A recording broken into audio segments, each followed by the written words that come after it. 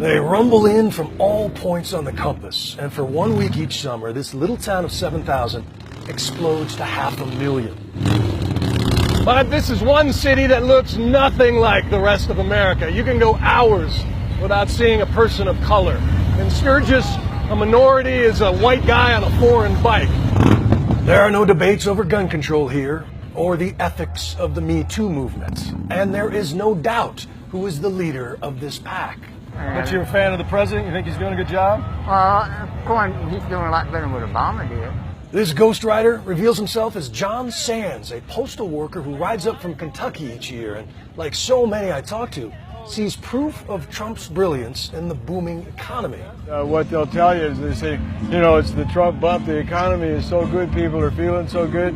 Rod Woodruff is the owner of the sprawling Buffalo Chip, a Disneyland for bikers, and says his campers have an average income of $95,000 a year. 70-some% are homeowners in the United States. Okay. Lots of people own multiple motorcycles. We have a tattoo parlor up here. We've got food, pizza, anything you want at the Free Access Crossroads. Very good. Do you have your own jail? No, we don't need one. You don't need one, huh? Violence and arrests are incredibly rare for a crowd of this size. One reason is that most folks share the same values, and those that don't keep it to themselves. What I see here in motorcycling is a microcosm for the whole country. And I get the feeling sometimes that people that don't believe in what's going on is right have become very quiet. I think there's a lot of hypocrisy going on in the country now because I just feel like everybody wants freedom and they want rights, but God forbid somebody disagree with you because then you'll get your head bitten off. A couple months back, the president aimed his Twitter and trade war guns at Harley Davidson.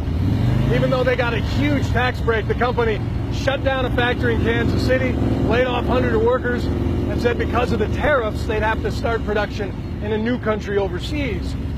Which begs the question, is this the ultimate loyalty test for his base? Do these folks pledge allegiance to the president or Harley Davidson? I'm going to have to, go with what's going to make America better, and if Harley wants to choose to go somewhere else, then I'll choose to buy different bikes. I personally love the man. I think he's doing a wonderful job. Despite the president's disdain for my profession, they could not be nicer. Do I strike you as an enemy of the people? Not whatsoever. Not at all. We're sure glad to have you here. But it's obvious that no amount of earnest reporting will change their minds. Because if you look at Russia and the Mueller investigation, and there's a lot of red flags and dark clouds. Well, that's usually pretty a lot of politicians, but one they're picking on because he's out of the outside. I mean, if you look at the Clintons, how come they can do things and no one else can? I mean, I'm old enough to remember when the base loved Harley Davidson and hated Russia, and it seems like it's flipped a little bit. I don't think there's any reason for him to call him out or make him, we should try to be friendly with everyone, and if they don't want to be friends, then it's a whole other story. Even Vladimir Putin, even a dictator, a murderer? He met with Kim Jong-un as well. Another fake news. We all know it.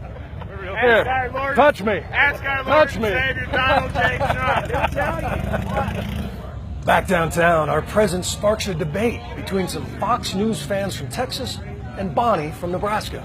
They don't know what they're talking about. Oh, come on. Yeah, we do. You're not American, too. You're on the other side. That's not true. I watch both. See? I go either way. Which proves we now live in a media age where people can choose their own facts. I have a friend who's very much Fox, and I go, yeah. I agree with you, no problem. Everybody has their own opinion. It's like That's true. It's like everybody has one.